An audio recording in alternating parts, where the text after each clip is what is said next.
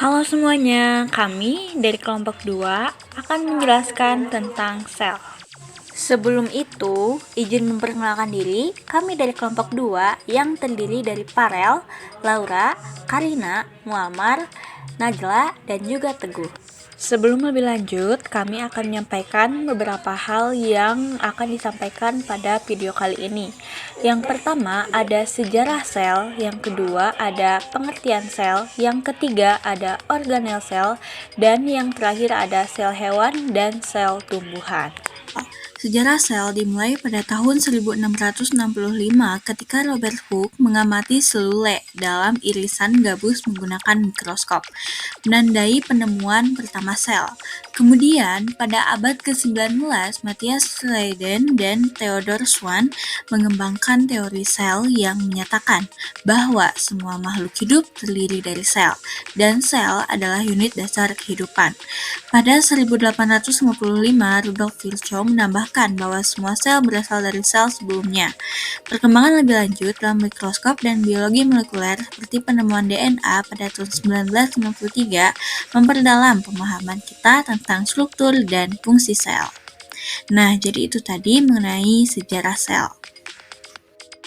Nah, selanjutnya ada pengertian sel. Apa itu sel? Sel merupakan unit struktural terkecil makhluk hidup yang menjadi komponen dasar penyusun tubuh makhluk hidup.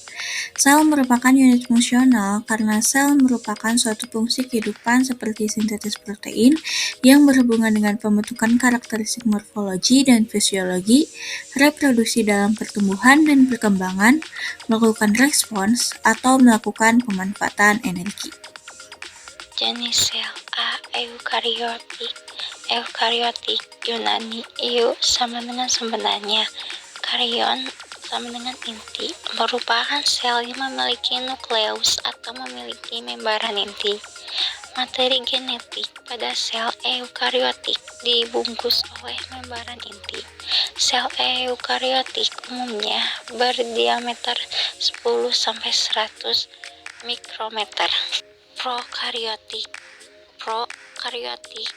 Yunani pro artinya sebelum, karyon sama inti merupakan sel yang belum memiliki nukleus atau tidak memiliki membran inti yang memisahkan materi genetik di inti sel dengan bagian sel lainnya. Materi genetik atau DNA pada sel prokaryotik tampak terkonsentrasi pada suatu tempat yang disebut nukleoid. Sebagian sel prokaryotik ada yang memiliki organel berdekatan berupa pilih dan organel penggerakan berupa flagella.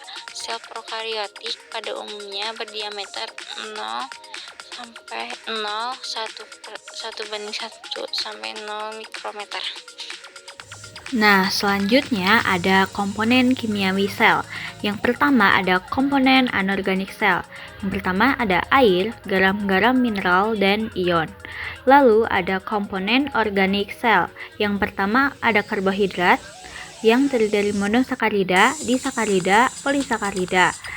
Lalu ada protein, protein sederhana, dan protein gabungan. Lalu ada lemak yang terdiri dari lemak sederhana, lemak gabungan, dan turunan lemak.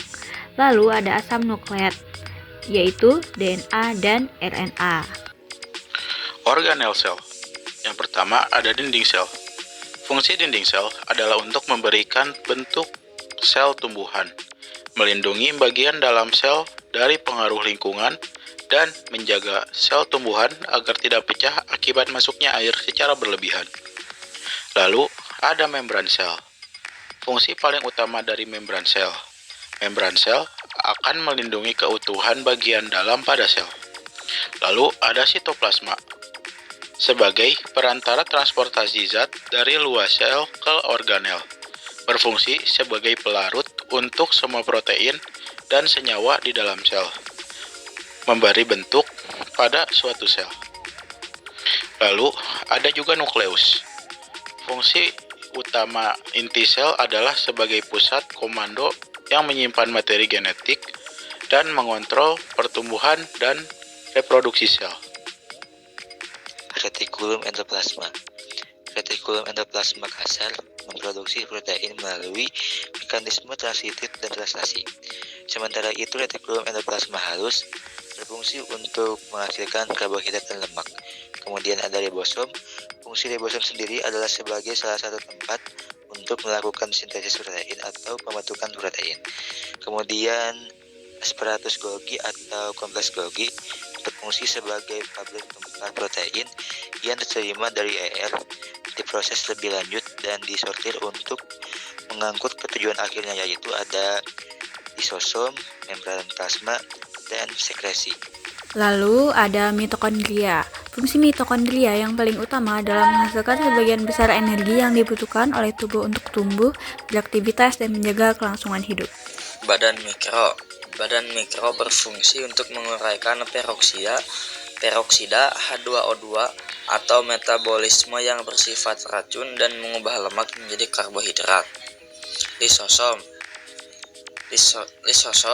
berfungsi untuk mendegradasi bahan yang diambil dari luar sel dan untuk mencerna komponen sel yang sudah usang. Terus ada sentriosom, berfungsi sebagai pusat pengatur mikrotubulus dan pengatur perkembangan siklus sel. Plastisida. Fungsi plastisida adalah berperan dalam menyimpan makanan berupa leukosit dan sel pigmen, serta mengubah warna daun khususnya hijau yang memiliki efek fotosintesis bagi tumbuhan. Vakuola. Fungsi vakuola adalah sebagai kompartemen tertutup. Vakuola dapat menyimpan asam amino bebas, gula, dan ion. Sel hewan. Ciri sel hewan tidak memiliki dinding sel dan plastida. Vakuola jumlahnya sedikit dan berukuran kecil, dan juga memiliki sentriol. Sel tumbuhan. Ciri sel tumbuhan memiliki dinding sel dan plastida. Vakuola jumlahnya banyak dan berukuran besar, dan tidak memiliki sentriol. Nah, jadi kesimpulannya adalah Sel pertama kali ditemukan oleh Robert Hooke pada abad ke-17. Sel dikembangkan oleh Sheldon dan seolah menyatakan bahwa semua makhluk hidup terdiri dari sel. Sel adalah unit dasar kehidupan, terdiri dari berbagai organel yang masing-masing memiliki fungsi khusus. Sel hewan dan tumbuhan memiliki perbedaan utama, seperti adanya dinding sel dan kloroplas pada sel tumbuhan, sedangkan sel hewan memiliki lisosom dan sentriol.